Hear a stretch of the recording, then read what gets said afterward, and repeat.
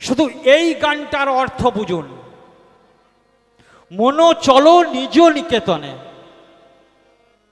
সংসার বিদেশে বিদেশির বেশে ভ্রম কেন অকারণ।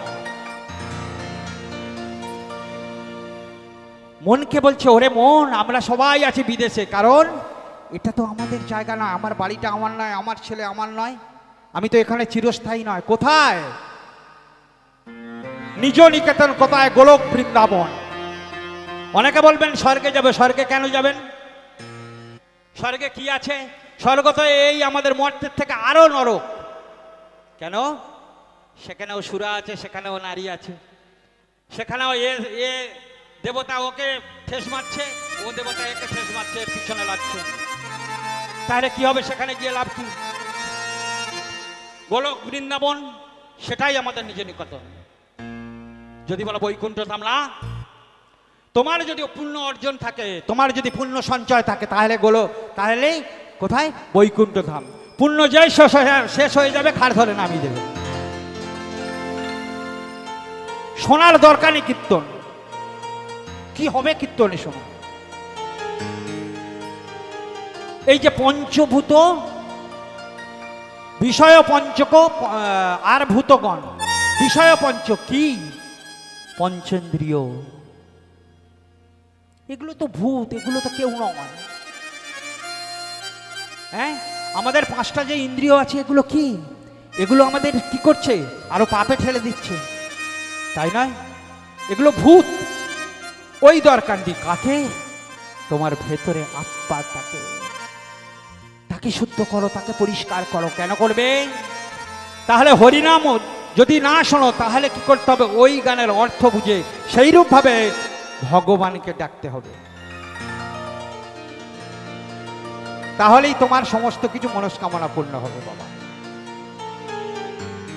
তাই না বাবা? আমরা ভগবানকে কেন ডাকবো? ভগবানকে কেন ডাকবো? চেত দর্পণ মার্জনম। আমাদের যে চেত্ত, আত্মা, যে মন, আমরা সব জিনিসকে পরিষ্কার করছি, সব জিনিসকে কত কি করছি। এমনকি মুখকে দেখুন না, অমুক তমুক ক্রিম মেখে এসে কি করছি? পরিষ্কার পরিচ্ছন্ন করছি। দেহকে কত সাবান দিয়ে কত শুদ্ধ করছি, এই সাবান ওই সাবান দিয়ে কত কসমেটিক্স মাখছি। আর ভেতরটা যেটা তোর আসলে জিনিস, যেটা ছাড়া তোর হাত পা এই পঞ্চেন্দ্রিয় সব স্তব্ধ হয়ে যাবে। কারণ এক মুহূর্তের মধ্যে তোর নাকে তুলো আর চোখে তুলসী পাতা হয়ে যাবে। সেটাকে পরিষ্কার করবি না রে। যার জন্য কি হবে? এক মুহূর্ত 45 মিনিট।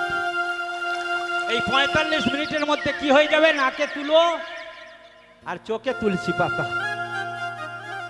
সেটা যদি তোর দেহ থেকে বেরিয়ে যায়, তাহলে ওইখান থেকে 45 মিনিটের মধ্যে পোকা বিড়বিড় করে বেরোবে। কেন? নাকে তুলো দেয়, চোখে তুলসী পাতা দেয়। এই 9টা দ্বারের মধ্যে যে দ্বারটা দেখা যায়, সেই দ্বারের কাছে এবং মুখেও দেখবে একটা কিছু দিয়ে দেয় মরে যাওয়ার পরে। কারণ ওখান থেকে সঙ্গে সঙ্গে পোকা বেরোতে আরম্ভ করবে 45 মিনিটের মধ্যে। তাই যাকে দরকার, যাকে শুদ্ধ ভালো রাখার দরকার, সেই আত্মা, পরমাত্মা, দিব্য আত্মা, সেই আত্মাকে ঠিক করতে হবে। তাকে শুদ্ধ রাখতে গেলে চেত দর্পণ মার্জনম, হরিনাম করলে কি হয়? সেই মার্জন হয়। মার্জন মানে পরিষ্কার করা। ওই দর্পণটা পরিষ্কার হয়ে যায়।